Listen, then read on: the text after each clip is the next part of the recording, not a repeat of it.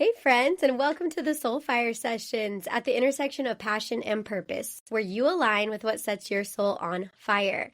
I'm your host tonight, Alex, and I am so grateful that you are here. We are all about reclaiming clarity, rebuilding confidence, and designing a future that fits you. So take a breath, feel the spark, and let's step into the fire.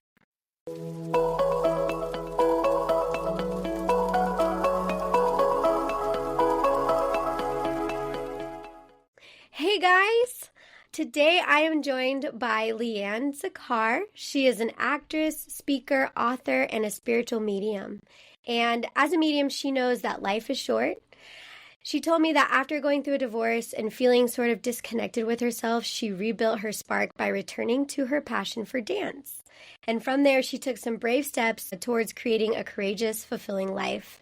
One without regret this time. So everyone, welcome Leanne. Hi. Thank you so much. So great to be here, Alex. Thank you so much for having me. Yes, and for those that are listening, Leanne is in Australia, which is amazing. This is our first global guest. Yes. First international guest. I love it. So honored to be the first one. I love it. Thank you so much for saying yes to me. Thank you for having me. It was great. We connected before and we had a great vibe, and we're both really about the same things. You know, even in your intro, it's like literally everything that aligns that I love to talk about and re-sparking. So it's the perfect fit. Yes, I love it. Well, let's start with just telling us a little bit about your journey that we talked about in the intro. Yeah, so as you mentioned, I went through a period of really disconnecting with myself. I'd put on 14 kilos of what I call sadness. I was towards the end of a marriage that, you know, we weren't happy in, and there was a lot of stuff going wrong. I was an entrepreneur as well, and I was bike pedaling 7 years for this business. And my body started breaking down. All these things were going wrong. I was, you know, it was like my body's knocking on the door. Oh, you're not listening? Let me just throw this one in. Oh, that didn't get through to you? Cool. How about this? You know, until eventually my hair started falling out. And my hairdresser was like, look, just to let you know, there's more coming out than there should be. And I was like, okay, I'm done. You know, I'm calling it a hair, but everything else under the sun. And so I wrote a post on my business and I said, that's it, to get your orders in 2 days and the store is closing. And then it was a time to start, you know, my marriage ended, there was COVID, and there was a time in between that I needed to rediscover myself and return to my spark. I feel like you know, where has it gone? Somewhere along the line, you lose connection with yourself and you look at yourself in the mirror and think, where did I go? Where's my spark? And for somebody like me who is bubbly and radiant naturally and, you know, effervescent, I like to say, like, that's a big deal. Like, it's a big deal for anyone. But when you're uber bubbly, you know, it's like, wow, where did I go? Am I even that person anymore? So that's a big hit to the heart when you realize that. So I returned to my past passion, which was Latin dancing. And I talk about that first private lesson in the studio. And if you know a dance studio, there's mirrors everywhere. There's no getting out of seeing yourself. And, you know, when you're not really happy with what you're looking at, it's quite confronting. And I couldn't believe who I was and what I was looking at and who I'd become and this body I was living in. Who is this person? And when the beautiful teacher is saying, and now flow and arms, and you're like, what? I can't even do this. This isn't me at all. I've lost touch with my body. I've lost touch with my feminine flow. This feels awkward and stiff and horrible and not me. And I cried, and it was awful. But fast forward a year later, and I danced with that same teacher, Claudio, and he said to me, wow, you've come alive again, really. Wow. And this is the perfect word when you rediscover that the spark within you, everything else comes alive again, and you really are reborn. And it's such a wonderful opportunity to open the door for the next steps of life. And so I'm still dancing. It's still my everything. It's still my, moving meditation. It's my connection. It's my socializing. It's all of the wonderful things. And I lost the weight. I rebuilt my confidence. And, it's from that place, as I said, when you're rebuilt, that you can feel brave enough to step into the next chapter. And so that was one of the major beginning points for me.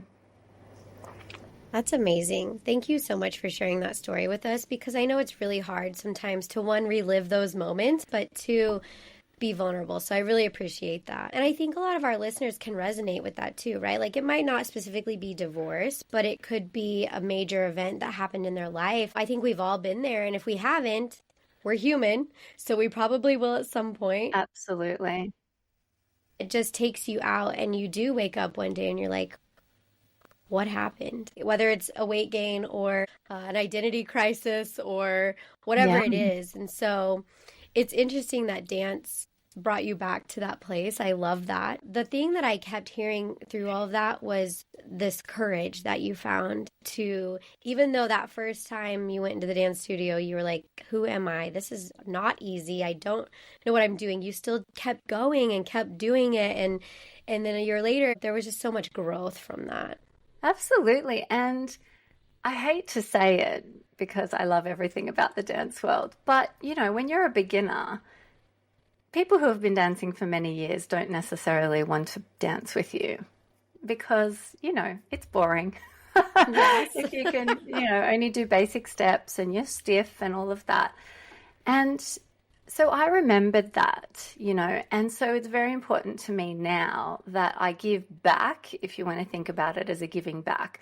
But I mean, obviously I love to dance with my friends and the people I have a great dance connection with.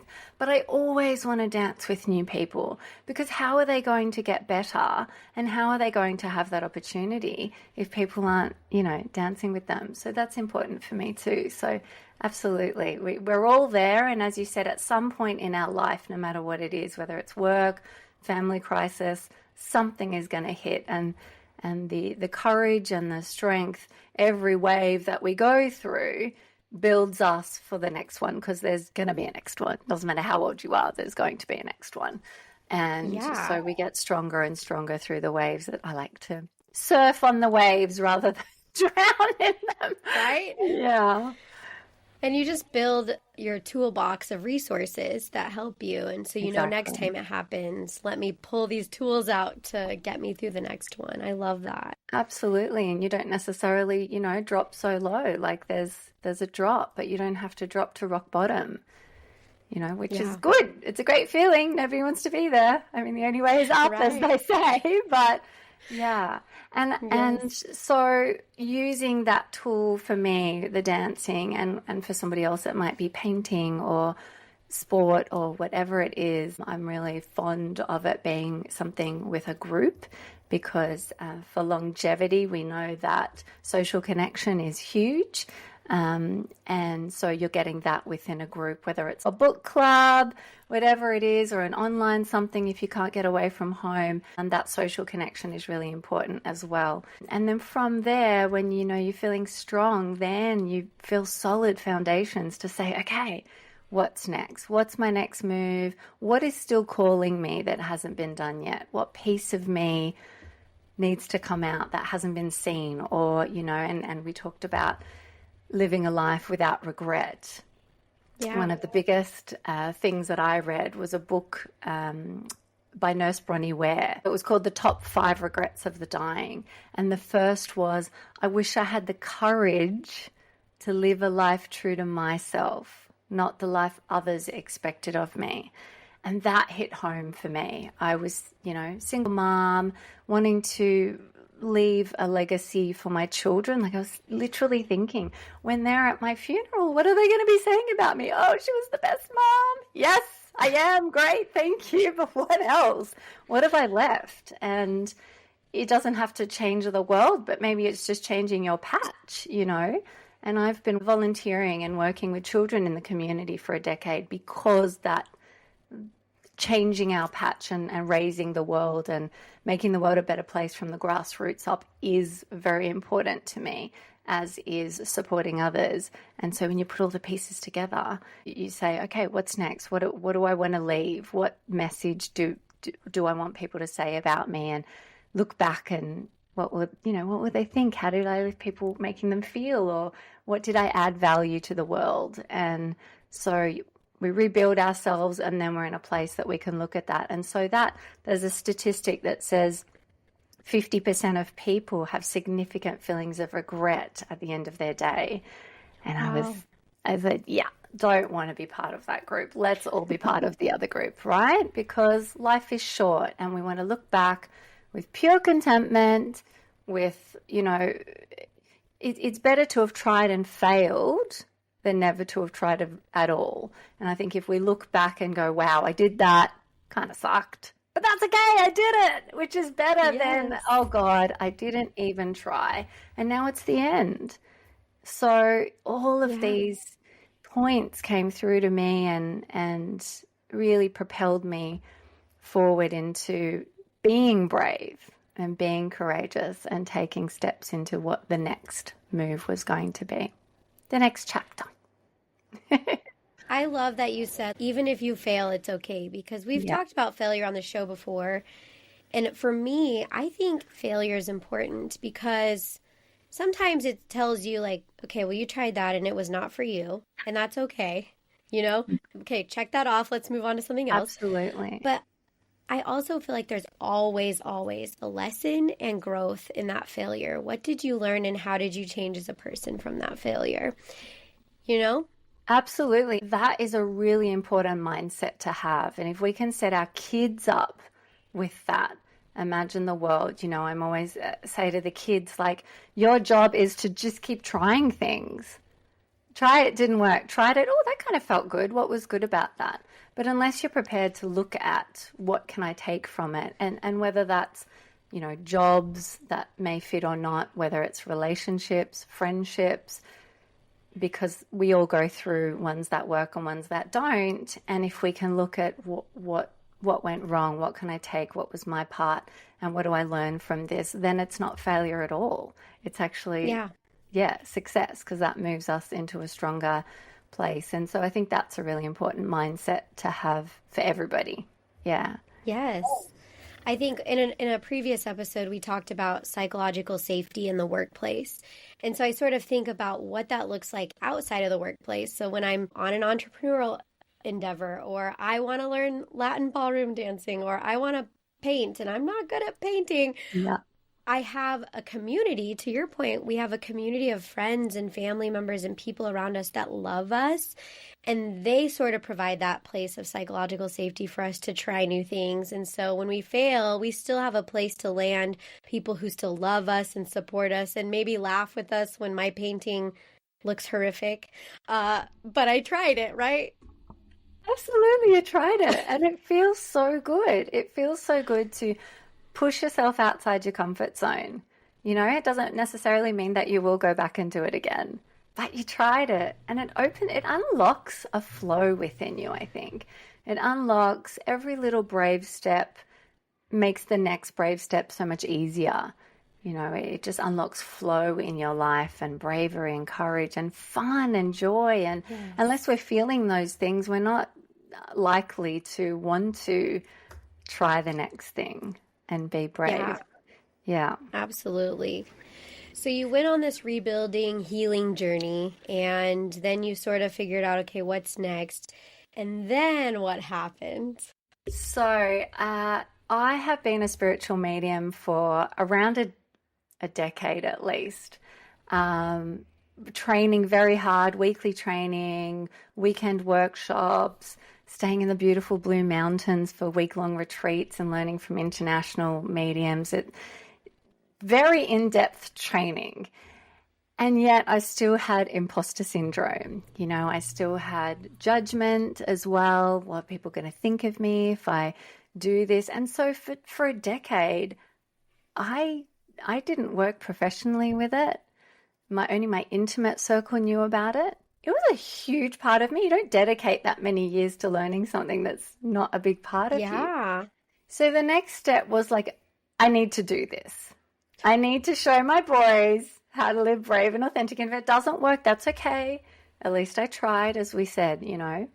And I always talk about needing to put my big girl pants on. Still do it now. Just, okay, put the big girl pants on. We can do this, you know. And rev yourself up a little bit. So I was thinking, okay, it's time. We need to do this. And I went along actually to a reading myself at the Mind Body Spirit Festival with a beautiful lady named Deb. And within the first few minutes, she took my birthday and did some numerology.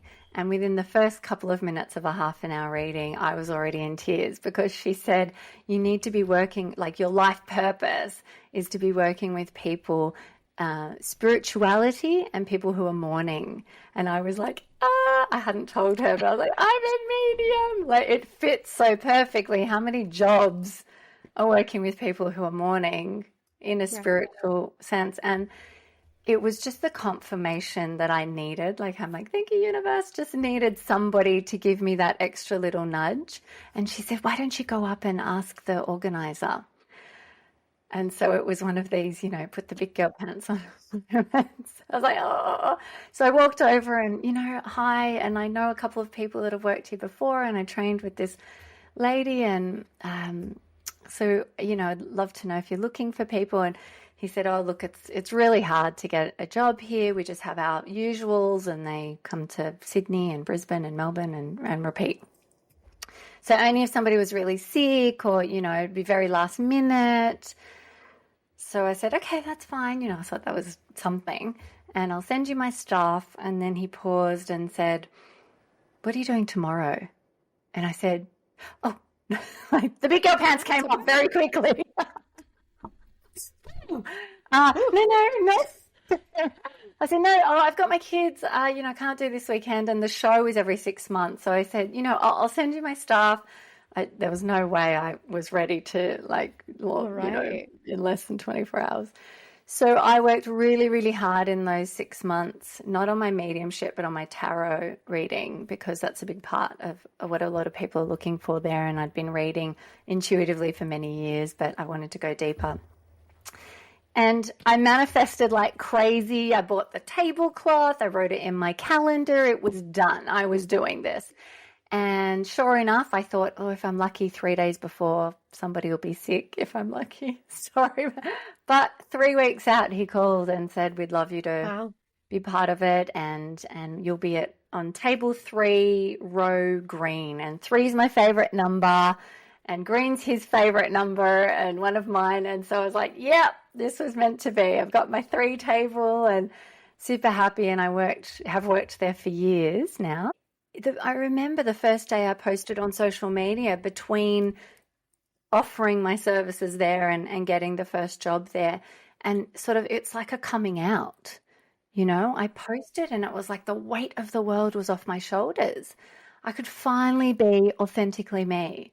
No masks, no apologies, just me. And it felt amazing. And I didn't know why I'd waited so long. Why did I wait so long? Such a big part of me that had been dampened in a relationship, that I had judgment about myself or what people would think of me. And really, if people are going to judge you, that's on them. And if it's part of your friendship group, are they really your friendship group if you can't be yourself? And so if people are going to flow in and out of your life through your new seasons and you're unfolding and you're unraveling, then maybe they're not the ones that are really meant to be in your life. And so again, it comes down to this confidence. I know who I am. I'm prepared to lose whatever needs to flow out of my life because this feels so good, being just me, just me. And you know, we wear so many masks in relationships, at work, at home, with friends. And wouldn't it be amazing if we could just be our just normal self every day in every scenario. And then if you've got a birthday party and there's a work friend there, and you can still just be you. You don't have to have all the masks on. And so that's a big part of what I love to help people with, is removing this mask, becoming your authentic you and shining from there. And then everything just feels, again, the courage, the confidence, so much easier. So that was my flow into mediumship, and I had my own, clients, and it just was so nourishing and fulfilling to finally just be that. And I remember there was a girl at school pickups that I used to look at, and she'd come out in her boho outfits, and I'm not all witchy poo, like I don't do right, just a little, like, because it's me, a little bit boho. But she used to just float in and float out and be herself. And I used to think, wow, just it's inspiring, and when you talk about one thing, then you can reignite the next person. And so she inspired me, and hopefully, my words and your words, Alex, and the work that you're doing will inspire others. It just takes that first step. And I'll jump into an even smaller first step. I started with a sticker that said, "Never let anyone dull your sparkle." And I put that. Yeah, I put that above my light switch in the bathroom. And that was like, I was still married. It was the very, very first step when I realized, where have I gone? What's going on? I am dulled, disconnected. And I would look at it every day. And that was the very first tiny micro step. And it can be that small. It's got to start somewhere. So when people, they might think, well, I don't have time to jump straight into a painting, volleyball, dancing, whatever it is, start with something. And whether it's a cup of tea, grounding your feet outside in the sunshine, and you're gifting yourself that 5 minutes, take some breaths, have a cup of tea, and that's how you nourish yourself. That is the first step. And there's nothing wrong with that. Yeah. That was a lot, but I love this. So like when Leanne and I met, she told me part of the story, and my favorite part of the story was she said I had imposter syndrome, and that's not my favorite part, but that was the beginning. And I think a lot of us do that in all areas of our life. We have this fear, or we don't think we're good enough, or, well, I am good, but I'm not as good as her or him. And we sort of dampen our own sparkle. We dull our own sparkle. We get in our own way. And that could be from many reasons, right? Maybe somebody told you something and now that's in your brain, or, you haven't healed yet. And so I actually had a conversation with somebody yesterday, and she was telling me, before you can be your authentic self, you have to heal from your past. And I thought, oh my gosh, yes. And so I love that was the first part of your story tonight. Like, it just resonated with me. And so anyway, so when you told me in our conversation, you said, I hid for a decade and I didn't want to be judged. But now that I'm thinking, like, as you built up your resources and tools during your rebuilding process, and you found that courage, that sort of carried into this, because she said, go talk to the organizer. How many people are going to be like, sir, I know you organized this entire festival, but I would like to talk to you because this is what I am supposed to do with my life, Absolutely. But you did that, even though you were like, nope, not tomorrow. That's okay.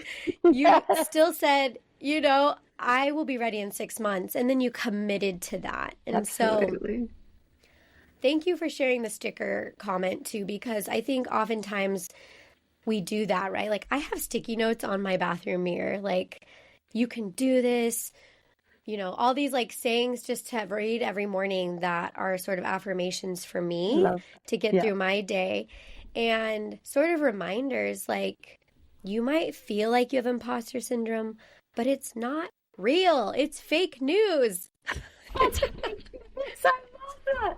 It's so true. And I love when people have the stickers, or they get the lipstick and they write on the mirror. Yeah. I did that for a little while too. And it is fake news. Our brain is always trying to trick us. It's always trying to stay safe.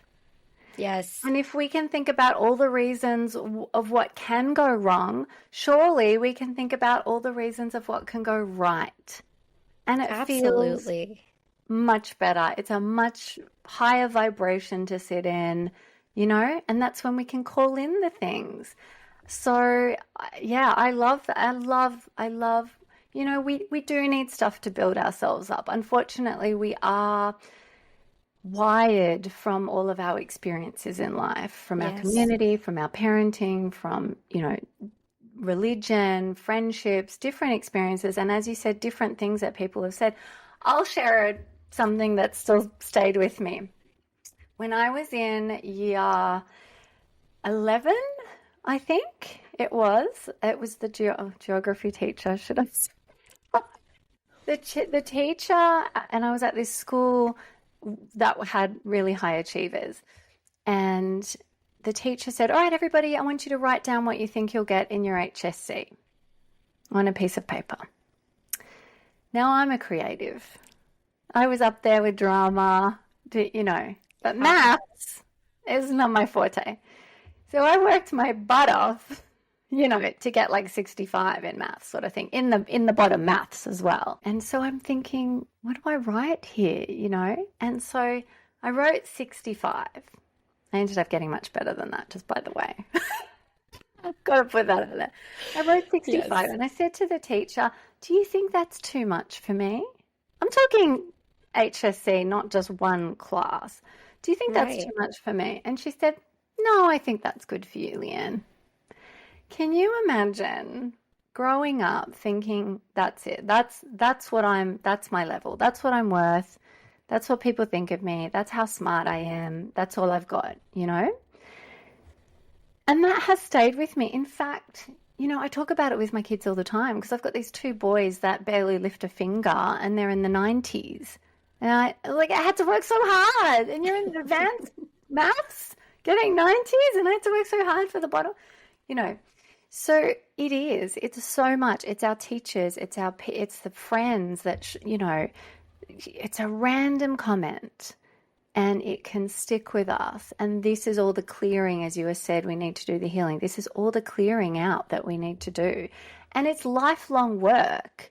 As I said, I'm still putting my big girl pants on every time I have to do something, but it just gets a little bit easier, You don't have to pull them up so tight. They just pop on.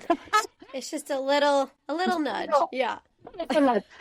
So, yeah, we have all of this wiring and all of other people's rubbish that they've put on us.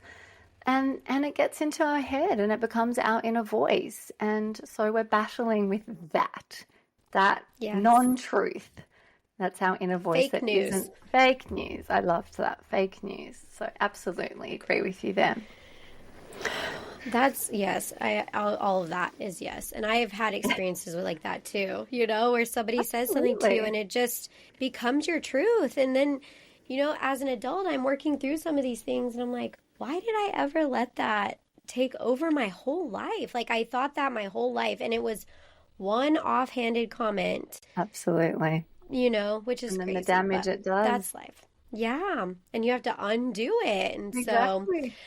Well, I would like to pivot to your book because you have a new book. I do. So tell us all about it. Here it is, The Soul Nudge. There it is. It's beautiful. I love the cover. Thank you. I actually designed it myself. Very good. So the Soul Nudge came about when I was rebuilt, and I was starting to listen to the whispers inside me. This is not done. There is more. Even with the mediumship, I was like, there's more. I've done this now but there's something else. And I'd had a calling to speaking for quite a number of years. And I wanted to speak to children, which I already do. Like I go into high schools and I speak to children. And so I wanted to create, and I'd done a primary school ethics teaching, again, let's make everyone kinder and then the world will be amazing and we won't have the bullies and, all of these things that break us down. So I had wanted to create a program to speak into schools. But then, COVID happened and all sorts. And I had, again, somebody say to me, oh, too much red tape in schools, unless you're a policeman or an Olympian or somebody. too much red tape. So that gets inside your head, right? And then I was headhunted to come and work for the community here in the Northern Beaches, and I deliver Love Bites, which is a wonderful program in high schools about healthy relationships in a nutshell. Good. So I'm building on this, there's more, and I step into this speaking journey, which really fills my cup, really fills my soul, and I feel like I'm using all of the elements of my life. The acting background, which makes speaking so much easier because you're used to being on stage, the mediumship, the life is too short, like we've got to make the best of it. And I was sitting down one day on the couch and I just had a download. I just kind of must have been in the flow. I just said, oh my goodness, I'm going to write a book. And I went and got my laptop and I just punched out these 3 sections. It's a really, it's like a little inspirational book. So every page has, all these things that we talked about being on the mirror, and so there's 3 sections that really say, imagine getting to the end of your life and looking back, and regretting because you've missed out doing stuff and you've hidden yourself for long enough and all of the cycle of that. And then there's the what if taking that step opens the doors to your dreams? What if it opens the doors to your bravery and breakthroughs? What if it turns out to be the life you always wanted to live, bigger than you could imagine, better than you could imagine? And so I just wanted, it's called the soul nudge. It's, a little chat to our heart, a little chat to our soul to give you a nudge along. So there's some hard truths in there, but in my typical style of very, very soft and fluffy, it's very lovingly delivered, and meditation at the end to help people really reconnect with that part of them that says, what is not done? And I love the idea of, imagine you're writing a book about your life or you're walking through a museum. What stories would you want to see in there that would make you proud? And so that's the guiding light of, I really wanted to do that.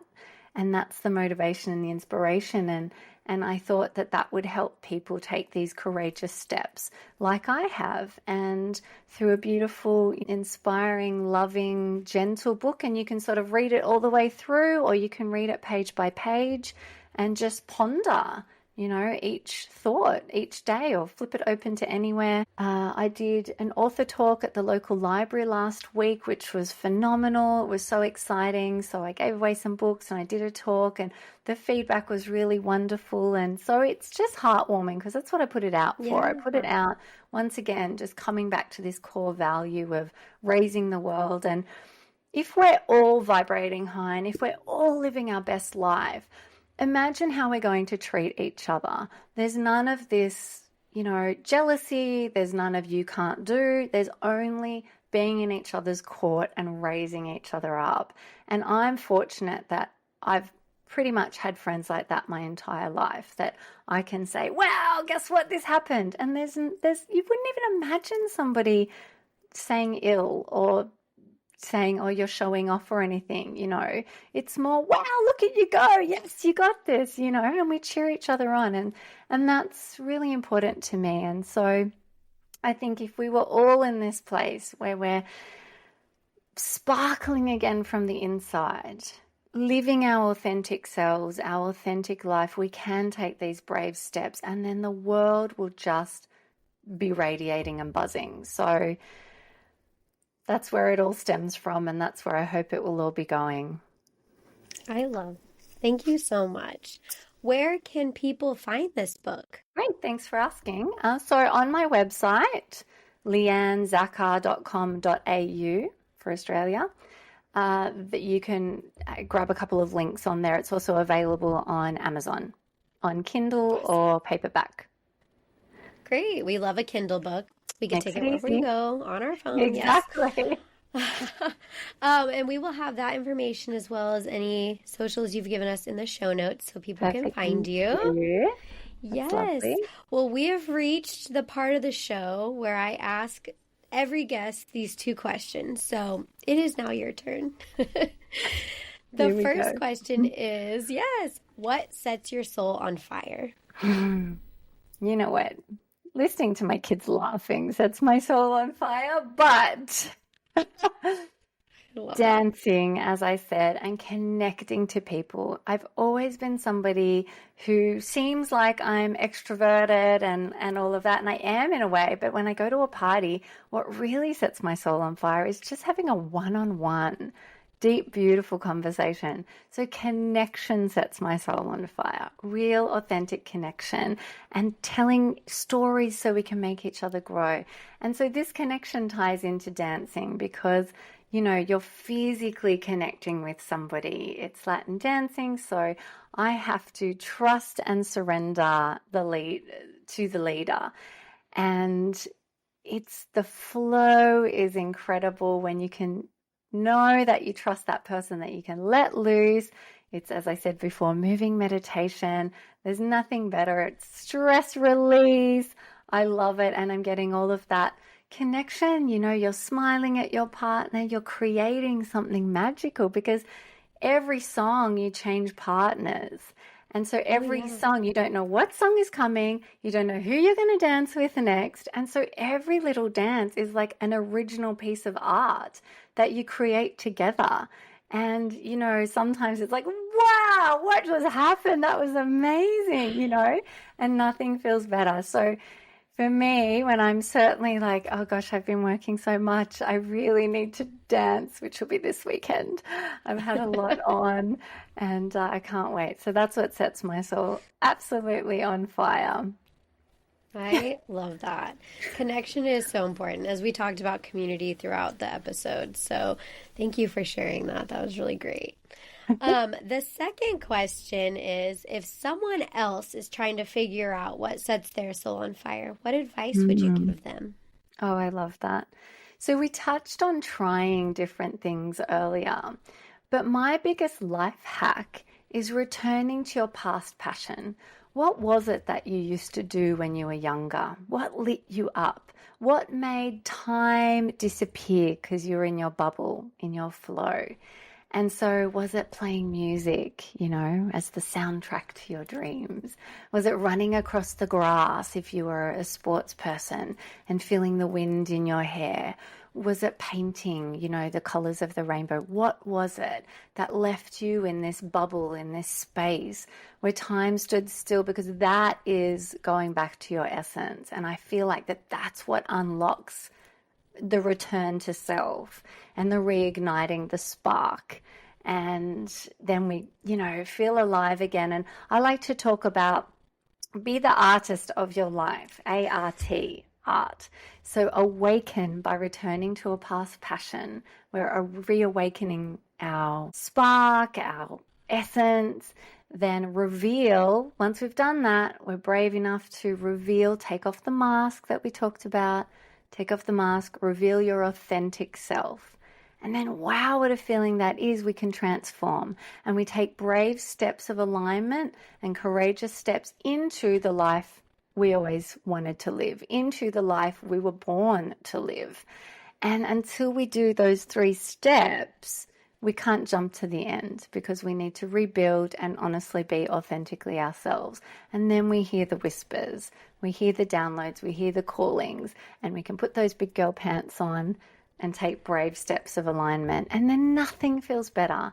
And as we said, if there are bumps along the way, that's okay because we're on path and we're trying and it feels alive and amazing. So that would be my advice. And if it starts with that cup of tea on the grass or that lipstick on the mirror, then that's where it starts. And then think about, what did I used to love to do when I was younger? And how can I step back into that in some way, whether it's starting with a book, an online course, a group that you join, and let's go from there. That was beautiful. And I'm just like, mic drop, that was it. Like... That was so good, and you like did a whole sum of our entire show. Yeah, and we wrapped were up with a pretty bow. So ART, that's what we want to be, the artist of our life. So that's what I'm really passionate about it. I love that. Thank you so much. Thank you, Alex. Okay. Well, we will have your website and where people can find you in the show notes. People can find us at thesoulfire.com. We are on LinkedIn, Facebook, and Instagram, the SoulFire Collective. And then our podcasts are located in Apple Podcasts, Spotify, YouTube, and you can find all of that at our website as well. Leanne, it was such a treat to have you. Thank you so much again for joining us today. It's been so wonderful connecting with you. Thank you, Alex. Thank you so much. It's been an absolute joy. And thank you to the listener, and we'll see you next time.